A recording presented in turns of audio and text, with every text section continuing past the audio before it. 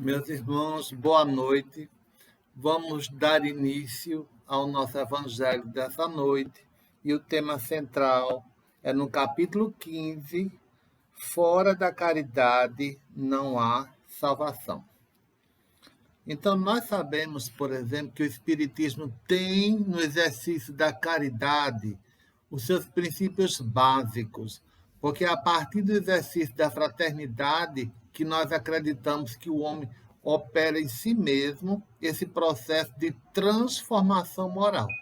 Então, daí porque, para nós, esse capítulo é fundamental. Ele resume praticamente toda a doutrina de Cristo no que diz respeito à nossa transformação moral. Então, vejamos aqui, por exemplo, quando nós chegamos numa parte do Evangelho que diz o seguinte: Ora, quando o Filho do Homem vier em sua majestade, acompanhado de todos os anjos, sentar-se-á no trono de sua glória. Reunidas diante dele todas as nações, separará uns dos outros, como o pastor separa dos bodes as ovelhas. E colocará as ovelhas à sua direita e os bodes à sua esquerda. Então dirá o rei aos que estiverem à sua direita: Vinde, benditos de meu Pai, tomai posse do reino que vos foi preparado desde o princípio do mundo, porquanto tive fome e me deste de comer, tive sede e me deste de beber, careci de teto e me hospedaste, estive nu e me vestistes, achei-me doente e me visitastes, estive preso e me fostes ver. Então responder-lhe-ão os justos: Senhor, quando foi que te vimos com fome e te demos de comer, ou com sede e te demos de beber? Quando foi que te vimos sem teto e te hospedamos, ou despido e te vestimos? E quando foi que te soubemos doente ou preso e fomos visitar-te? O rei lhes responderá: Em verdade vos digo, todas as vezes que isso fizestes a um desses mais pequeninos dos meus irmãos, foi a mim mesmo que fizestes.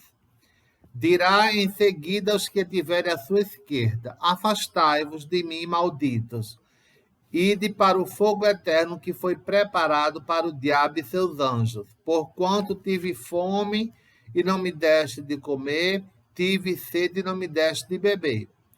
Precisei de teto e não me agasalhaste. Estive sem roupa e não vestistes. Estive doente e no cárcere e não me visitastes. Então eles replicarão: Senhor, quando foi que te vimos com fome e não te demos de comer, com sede e não te demos de beber, sem teto ou sem roupa, doente ou preso e não te assistimos? Ele então lhes responderá: Em verdade vos digo, todas as vezes que faltastes com assistência a um desses mais pequeninos, deixaste de tê-la para comigo mesmo.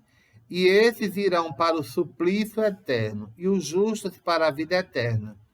São Mateus, capítulo 25, versículos de 31 a 46. Então, para nós espíritas, nós sabemos que o exercício da caridade, da fraternidade, que é o amor em ação, é o impulsionador do progresso moral do nosso mundo e de nós mesmos.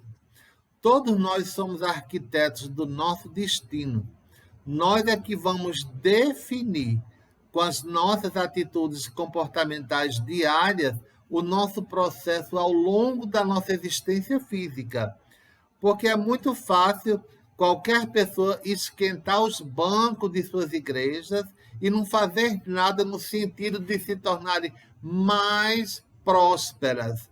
Porque todos nós temos a obrigação de hoje ser uma pessoa melhor do que fomos ontem. Essa, na verdade, é a proposta crística, que nos tornemos pessoas melhores.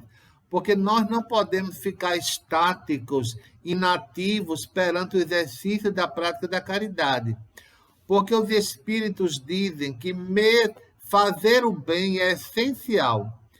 não fazer o bem, não fazer o mal, você ainda está errado, porque nosso débito, na realidade, em decorrência de nossas vidas pregressas, são tão grandes que fazer o bem, exercer a caridade, é uma condição sine qua non para que venhamos a conhecer os reinos celestiais futuros, para que tenhamos a paz necessária dos mundos regeneradores e assim sucessivamente.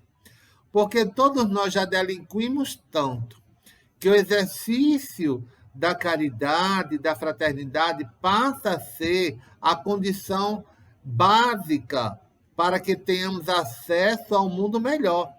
Por isso que o Evangelho de Jesus sempre fala da caridade, da brandura, da mansuetude, que são exatamente os meios mais práticos que temos para nos esforçarmos diariamente com a nossa mudança no nosso mundo subjetivo, para que possamos, dessa forma, prosseguir verticalmente, para que um dia possamos alcançar as culminâncias da angelitude, porque tudo vai de acordo com as nossas escolhas.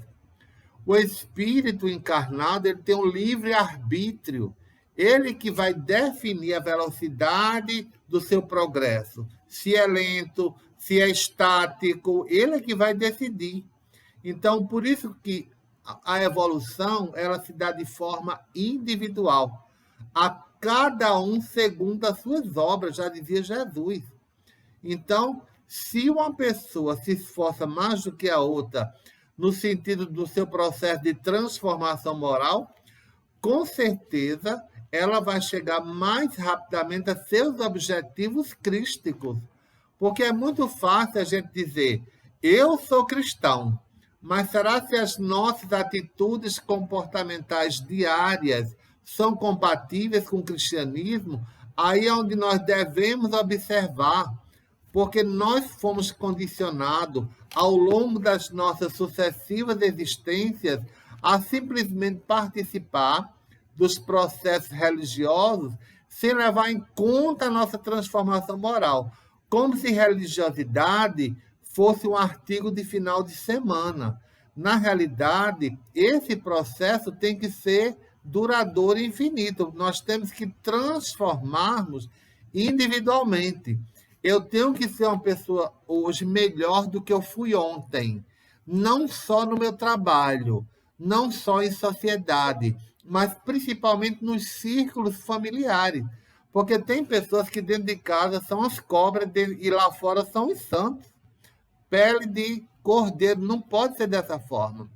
Essa transformação tem que ser definitiva. Então, nós temos, por exemplo, no Sermão da Montanha, Jesus diz, bem-aventurados mansos e os pacíficos. Então, ele fez da mansuetude, nesse caso, uma condição sine qua non para que tenhamos acesso, não é, aos mundos superiores. Então, é dessa forma que acontece. A transformação moral, ela se dá lentamente, mas se dá de maneira fixa. Eu tenho que me transformar para sempre. Daí porque a necessidade de sucessivas existências. Porque uma vida só realmente é muito pouco para um espírito que já vem há não sei quantos mil anos, como é o nosso caso, em processo de depuração, cai aqui, cai acolá, e não nos esqueçamos, como diz o Espírito de Emmanuel, que o cair de vez em quando é sinal de teimosia. Porque para nós, principalmente que somos espíritas, nós temos algo a mais que nos foi presenteado, que é a informação da existência do mundo espiritual.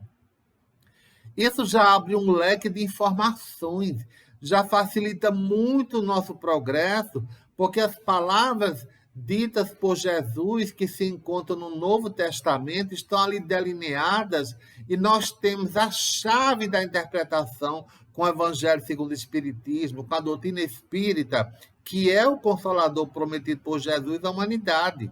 Então, nós já temos algo a mais, então não temos uma desculpa, porque o conhecimento nos é dado de forma muito mais aberta, né? Muito mais objetiva.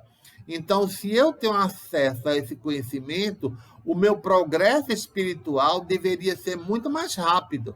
Então, daí porque nós não podemos perder mais tempo.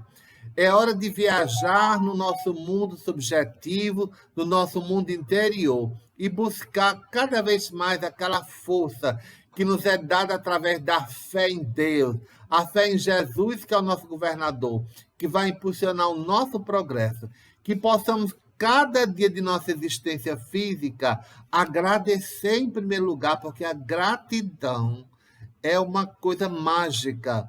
Quando a gente tem a gratidão no coração, tudo se transforma. Então, agradecer a oportunidade da nossa existência, de poder fazer um final diferente para a nossa vida. Todos nós já erramos muito, mas temos a oportunidade de transformar esses erros em algo muito mais diferente, que brilhe a nossa luz, já dizia Jesus. Então, é hora da gente despertar para brilhantar a nossa existência física. Então, que Jesus abençoe a todos nós. E vamos aproveitar agora esse momento para fazer a nossa prece de encerramento. Vamos agradecer a Deus as oportunidades de estarmos aqui nesse momento. Então, que possamos entrar em sintonia com o mundo espiritual superior. Elevemos o nosso pensamento a Deus, nosso Pai Celestial, a Jesus, nosso governador planetário. Senhor Jesus, imploramos a tua misericórdia para os que desprezam os teus sacratíssimos preceitos, únicos capazes de facultar a paz, nesse mundo e no outro. Ainda não sabemos, amado Jesus, compreender a extensão do trabalho em que nos confiastes. Ilumina-nos, Senhor, para que venhamos a conhecer o caminho em que te possamos seguir à vontade. Preservai-nos, Senhor, de toda ideia de orgulho, de inveja e de ciúmes, que a vossa bondosa influência nos penetre a alma. Pedimos também, Senhor, por todos aqueles que não puderam suportar suas provas terrenas, pelos velhinhos que se encontram abandonados em abrigo, pelas crianças órfãos, enfim, Senhor, por todos aqueles que sofrem duras expiações, que a tua luz, mestre amigo, seja um bálsamo divino a cair sobre todos eles, que assim seja. Em nome de Deus, nosso Pai Celestial, em nome de Jesus, nosso governador planetário, em nome do mentor espiritual dessa casa, que tão carinhosamente vela por todos nós, em nome de toda a equipe espiritual presente, encarnados e desencarnados, damos por encerrado a nossa reunião. Que assim seja. Muito obrigado a todos.